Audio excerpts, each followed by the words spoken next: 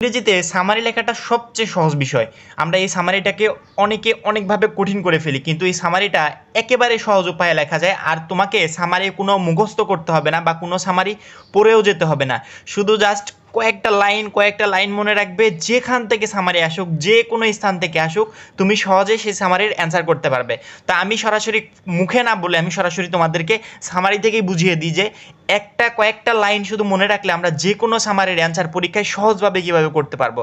আমরা এগুলো অনেকেই মুখস্থ করে যাই, কিন্তু এই মুখস্থবিদ্যা আসলে মনে থাকে না। যদি আমরা রুলসটা জানতে পারি তাহলে আমরা যে কোনো সামারি লিখতে পারবো। তো দেখো, সাধারণত সামারি লেখার জন্য আমরা প্রথমে একটা লাইন জাস্ট প্রথম দিকে শুরুটা যদি আমরা সুন্দর করে করতে পারি, বা আমার খাতা যে দেখবে তাকে যদি আমি বোঝাতে পারি যে আমার স্টার্টটা খুবই ভালো হয়েছে, সে যদি দেখে যে না শুরুটা খুবই সুন্দর হয়েছে, সেক্ষেত্রে কিন্তু তোমার সামারিতে পুরো নাম্বার পাওয়ার সম্ভাবনা থাকে। তো দেখো, তার জন্য আমরা প্রথম দিকে আমরা একটা লাইন নিয়েছি। দেখো, যেহেতু আমরা সামারি স্টার্ট করব, অর্থাৎ সেই সামারি কি কোন বিষয়ে লেখা হয়েছে সেই বিষয়বস্তু উল্লেখ করে সেই ধারণাটা আমরা সেই শিক্ষককে দিব, যে শিক্ষক আমাদের খাতাটা দেখবেন। তো দেখো, আমি প্রথমে লিখেছি this is the passage which has been discussed about topic. অর্থাৎ this is the passage which has been discussed about, এই যে এই লাইনটা this is the passage which has been discussed about, এই লাইনটা তুমি যে কোনো সামারি লেখো, পৃথিবীর যে কোনোখান থেকে সামারি আসুক, যে কোনো সামারি লেখো, এই লাইনটা তুমি লিখবে আগে। This is the passage which has bin discuss about, এই পর্যন্ত লিখবে। তারপরে টপিক, তুমি যখন সামারিটা তোমার সামনে পাবে, সেই সামারি সম্পর্কে তোমার অবশ্যই একটা ধারণা হবে যে এই সামারিটা কোন বিষয়ে লেখা হয়েছে, বা কারো জীবন সম্পর্কে লেখা হয়েছে, বা কোনো সায়েন্টিস্ট বা কোনো ফার্মার বা কোনো ফেমাস ম্যান তার জীবন সম্পর্কে লেখা হয়েছে, সেই টপিকটা এখানে দিবে। অনেক সময় কবিতা আসে, আমাদের প্যাসেজ না আসে, অনেক সময় কবিতা আসে, সেক্ষেত্রে আমরা এই প্যাসেজের জায়গায় আমরা কি দিতে পারি, পয়েম। দেখো, প্যাসেজের জায়গায় আমরা পয়েম দিতে পারি সেক্ষেত্রে।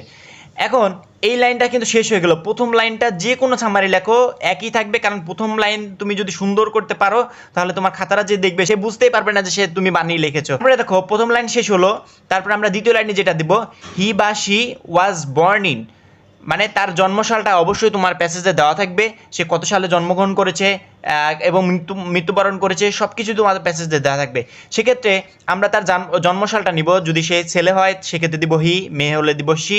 ওয়াজ বর্ন ইন, প্যাসেজ থেকে তোমার জন্মসালটা নিবে এবং জন্মস্থানটা প্রথমে দিবে, জন্মস্থানটা পরে দিবে জন্মসাল। এটা তোমার প্যাসেজ থেকেই নিবে।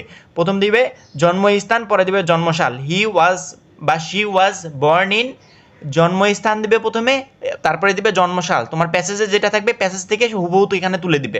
তারপরে তোমার প্যাসেজের ভিতর থেকে ইম্পর্টেন্ট দুইটা লাইন, বেশি না, ইম্পর্টেন্ট দুইটা লাইন তুমি খুঁজে বের করবা, সবচেয়ে গুরুত্বপূর্ণ দুইটা লাইন প্যাসেজ থেকে দেখে দেখে ওই দুইটা লাইন তুমি এখানে খাতায় লিখবা। লেখার পরে পরবর্তী লাইন, শেষ লাইন, তারপরে দিবা দি গ্রেট ম্যান, বা যদি সে কোনো গ্রেট ম্যান না হয় বা মহৎ ব্যক্তি যদি না হয়, সেক্ষেত্রে তোমাকে গ্রেট দেওয়া লাগবে না, সেক্ষেত্রে তুমি গ্রেটটা কেটে দিবে। সেক্ষেত্রে তুমি লিখতে পারো দি ম্যান বা ওম্যান হ্যাড ডায়েট। বা তুমি যদি সে মহৎ কোনো ব্যক্তি না হয় বা ফেমাস কোনো ব্যক্তি না হয়, সেক্ষেত্রে তুমি দিবা দি ম্যান বা ওম্যান হ্যাড ডায়েট। সরাসরি অফ অল টাইমও তোমাকে দিতে হবে না, হ্যাড ডায়েট। তারপরে প্যাসেজ থেকে তার মৃত্যু স্থানটা এবং মৃত্যু সালটা তোমার প্যাসেজে দেওয়া আছে, সেটা দেখে দেখে তুমি লিখবা মৃত্যু স্থান এবং মৃত্যু সাল। আরেকবার বলি, যদি সে কোনো মহৎ ব্যক্তি বা ফেমাস কোনো ব্যক্তি হয়, সেক্ষেত্রে তুমি দিবা দ্য গ্রেট ম্যান বা দ্য ফেমাস ম্যান বা woman of all time had died. Passage থেকে মৃত্যু সালটা এবং মৃত্যু স্থান, তারপরে মৃত্যু সালটা তুলে দেবা। যদি সে মহৎ বা কোনো ফেমাস ব্যক্তি না হয়, সেক্ষেত্রে তুমি লিখবা শুধু দ্য ম্যান বা ওম্যান হ্যাড ডায়েট, প্যাসেজ থেকে মৃত্যু সালটা দিবা এবং তোমার প্রথমে দিবা মৃত্যু স্থান, তারপরে দিবা মৃত্যু সাল, এটা প্যাসেজ থেকে তুমি তুলে দিবা।